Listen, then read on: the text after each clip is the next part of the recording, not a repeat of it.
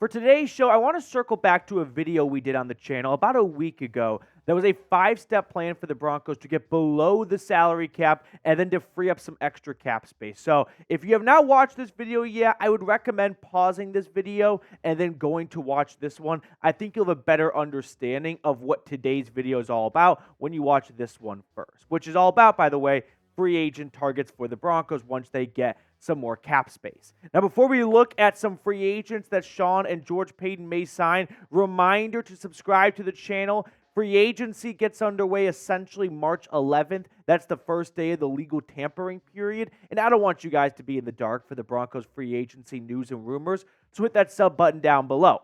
Now, to revisit the video we did a week ago, which was all about moves to clear up cap space. I'm not going to go in depth on these 5 moves here. That's what we did last week, but here they are, releasing Tim Patrick, extending Garrett Bowles, and yada, yada, yada. So if Denver were to do all 5 of these things, they would have about $38 to $40-ish million in available cap space. So with that $38, $40-ish million, we're going to look at 5 free agents the Denver Broncos could sign. Now, let me just preface with this. Don't expect Denver to be big spenders in free agency. They spent a lot of money last year in the offseason, so it's not too common for teams to be big spenders every single March. And I just can't get George Payton's final press conference out of my mind where he was talking about players that didn't even see the field for more than 10, 15 snaps all of 2023 that are expected to be ready for starting roles in 2024. So maybe he saw a lot of great things in practice that we didn't see. That's a very real possibility. But I had a big takeaway from that final press conference, which was we're not going to be big spenders in free agency. However, we are talking about the Walton Penner Group, right? The richest owners in the NFL. So if there is one ownership that has no issue with spending cash, with giving out guaranteed contracts, it would be the Walton Penners, and maybe that could swing some free agents over to Denver. So let's get into our free agents targets, starting with center Lloyd Cushenberry. Bring back the Cush, baby, because he had a phenomenal 2023 season. He ranked 10th out of 36 qualifying centers. That's an overall grade of 73.2 according to Pro Football Focus. Now, Cush had a rough first 3 seasons in the NFL. But of course, like anyone else, whenever you're in a contract season, somehow you just coincidentally happen to play the best season of your NFL career, which is exactly what Cushenberry did in 2023. Now, like I mentioned just a few moments ago, we did hear George Payton talk about players on the bench that they think are ready for bigger roles, and that included Alex Forsythe. And to me, the reading between the lines, and it wasn't even that difficult to do, it was, we're not going to spend a lot of money on Lloyd Cushenberry in free agency if another team gives him a nice, healthy offer. They are prepared to promote the rookie backup center out of Oregon, a 7th-round pick from last year's draft, to the starting offensive line. However, maybe Cushenberry tests free agency and teams go, listen, you had a great 2023 season, but I'm not going to forget about a pretty suboptimal 2020, 2021, 2022 years. So I think he might fetch a 3-year, $20 million contract in free agency. That pays him an average of $6.6 million and maybe a guaranteed of about $12 million. So basically, it's a 2-year, $12 million contract. I don't think Lloyd Cushenberry is the greatest center to hit free agency in the last 5 years, but my thinking is if you're bringing in a new quarterback, do you really want to roll the dice with Alex Forsythe as your starting center when he makes his first career start for a potential rookie quarterback as well? That screams disaster all over it. So if you plan on bringing in a young quarterback, a J.J. McCarthy, a Bo Nix, whoever it may be, maybe have some experience for his starting center. So if the Broncos were to re-sign Lloyd Cushenberry, they would have about a $34-ish million budget in cap space available. Now, I want to know what you have to say about bringing back number 79. Would you want to re-sign Lloyd Cushenberry? Yes or no? The big reason why I'm interested in bringing back Lloyd Cushenberry is because of the possibility of a rookie quarterback starting for you in 2024. If you were rolling it back with Russell Wilson, I would not be the first in line to say, you got to get Cush back. There's no number too high. No, he had 3 bad to below average seasons and 1 good year. which one's the outlier? Maybe he's just starting to get into a rhythm, and hey, that's not the first time that's happened in the league where guys after a couple of seasons get the rhythm going and they get a certain comfortability. But I'm not interested in overpaying Cushenberry, but I'm not interested in Alex Forsythe being the starting center for a rookie quarterback next year. Moving on to our second free agent target, Bengals defensive tackle DJ Reader. Now, this is a much more lucrative free agent signing than Lloyd Cushenberry. But it's important to start this conversation off by looking at Denver's front five, which run-wise was awful last season. They could not stop a nosebleed. Remember the Dolphins game? A big reason for that 70-point burger, that 70-point prime rib that Miami dropped was their ability to run all over Denver's defensive line. Now, Jonathan Harris is going to be a free agent. Mike Purcell is going to be a free agent.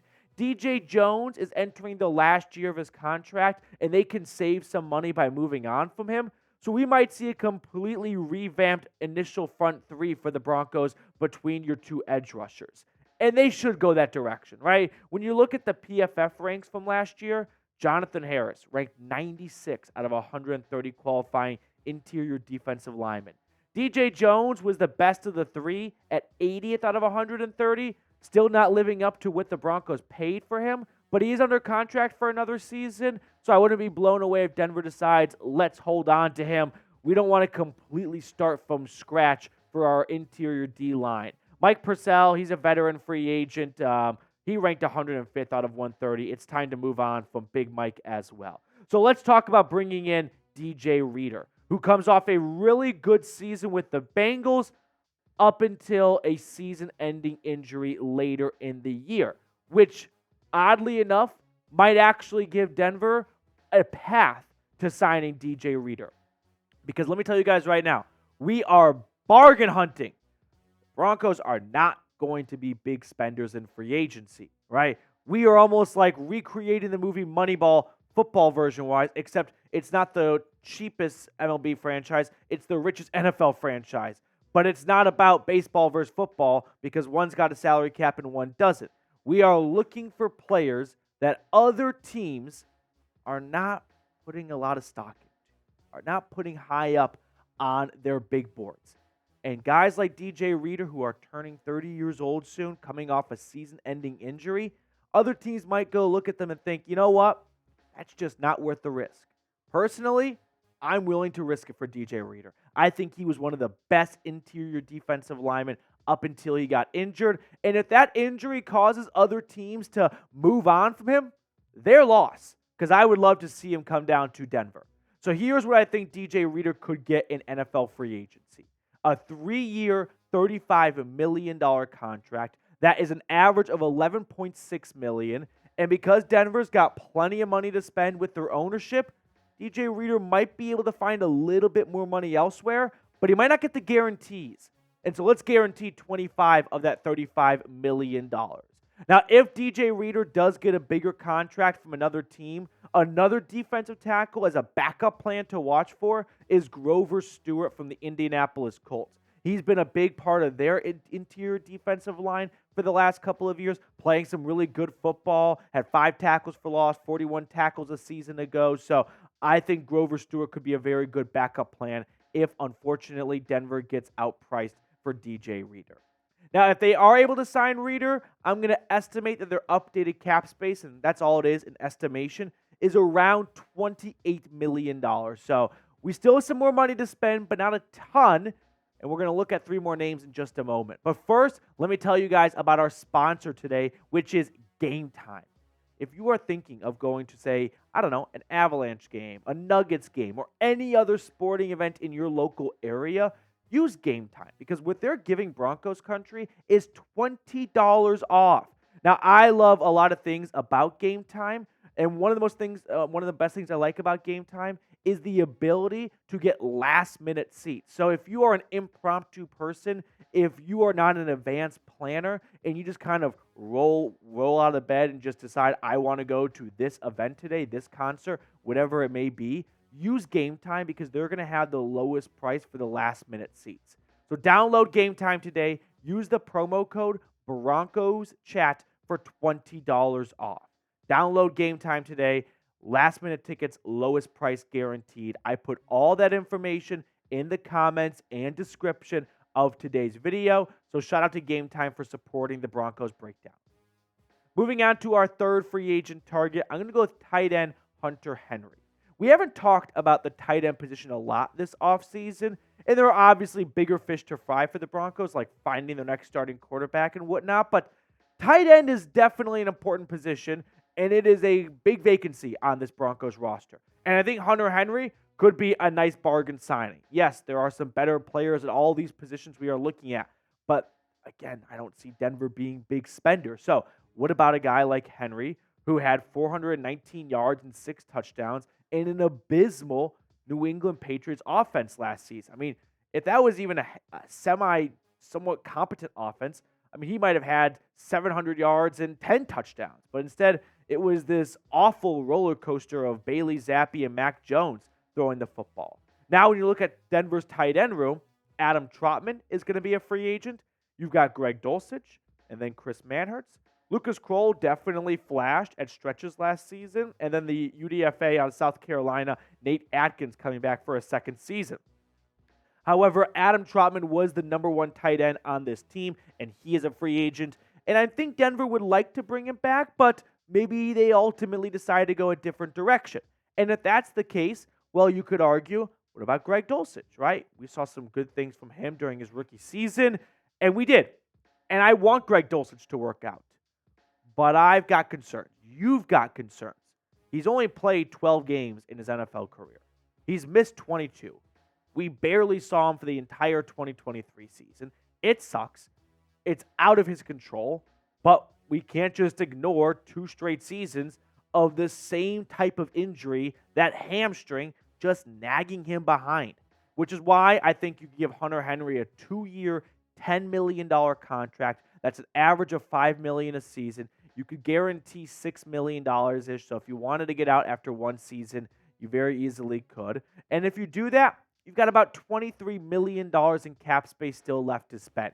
Now, Denver's definitely going to want to roll some of that money over to 2025. They don't want to spend every single dollar, but $23 million definitely gives you a nice cushion.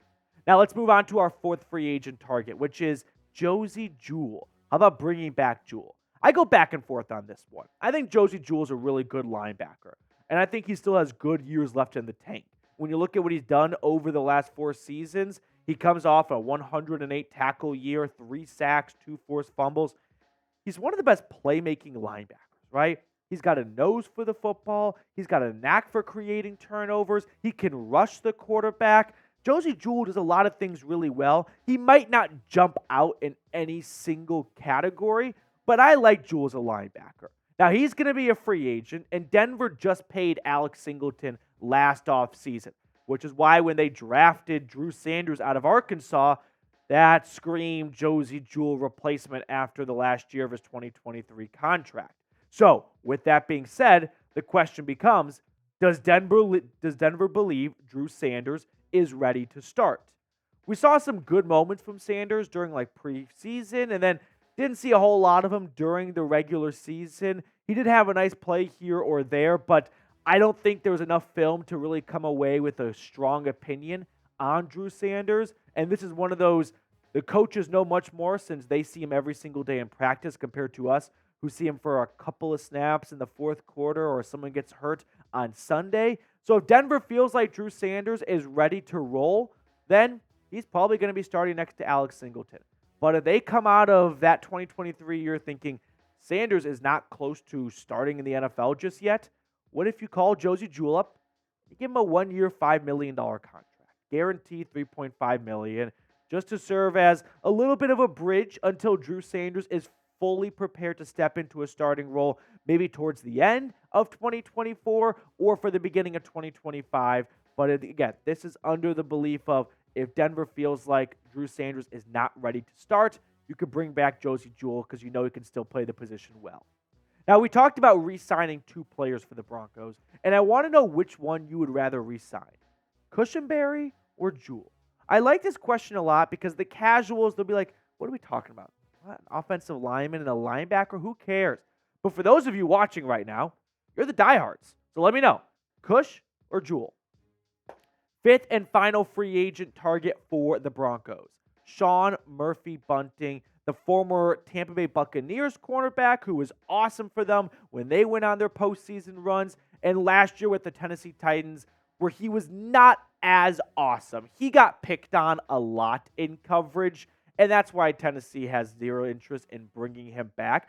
But he was still able to make some plays, right? 2 interceptions, 2 forced fumbles. Sean Murphy-Bunting can definitely still play football at a high level in this league. And I ultimately think Denver will draft a corner. Now the question becomes, where do they draft a corner? Are they going to use their 12th overall pick on a corner? If that's the case, then they probably don't have a big need to sign someone like Sean Murphy-Bunting. But if they want to use that 12th overall pick for, say, a quarterback, well, they don't have a second-round pick. And so now you're going to put all your eggs in the basket of the third-round pick being a corner. Maybe they go edge rusher. Maybe they go another position. And when you look at Denver's cornerback room, you've got Riley Moss and Damari Mathis currently slated to compete to take over that CB2 job. Would it be the worst thing in the world to maybe toss in a veteran? I mean, personally, I'm not really confident that Riley Moss is ready for a starting role in the NFL. Why? Because last year he had a prime opportunity to start for this team. When Damari Mathis was unplayable after the first quarter of the season, who did Denver turn to? The third-round pick that they traded up for? Or the veteran Fabian Moreau, who is not going to be here for more than a season? They went with the veteran. And listen, your career is not going to be defined by the first couple of weeks. He also missed the preseason. He was behind the 8 ball. But I don't think it's a bad idea to at least add a veteran insurance policy where just in case Riley Moss isn't a starting caliber corner, you don't want to put yourself in the same spot that Denver was in last year with Damari Mathis. But if you do find yourself in that position where you just turn it over to a guy that you didn't see a whole lot of their rookie season, like last year, Denver really benefited from having a veteran like Fabian Moreau. I think Sean Murphy-Bunting could be the 2024 Fabian Moreau just in case Riley Moss doesn't turn out or doesn't pan out. So my projected contract, it's a 1-year, $4 million deal. This is not going to cost you much at all. So after all 5 of those signings, this is just a rough estimate, but Denver would have about $21 million still available in cap space. So going back to the 5 signings that I made on today's video, how would you grade them? A, B, C, D, or F? Get in the comment section right now. I like Cushenberry because I don't want a rookie quarterback to have basically a rookie center to work with. I'd like for that quarterback to have a center who's played 4 seasons in the NFL. DJ Reader is a bargain because of the injury he suffered, and I think he's one of the best run stoppers in the game. Hunter Henry, we're looking to add depth to the tight end room. Josey Jewell and Sean Murphy-Bunting, they are insurance veteran policies just in case you don't feel like the rookies that are slated to take over their jobs are ready to take over their jobs.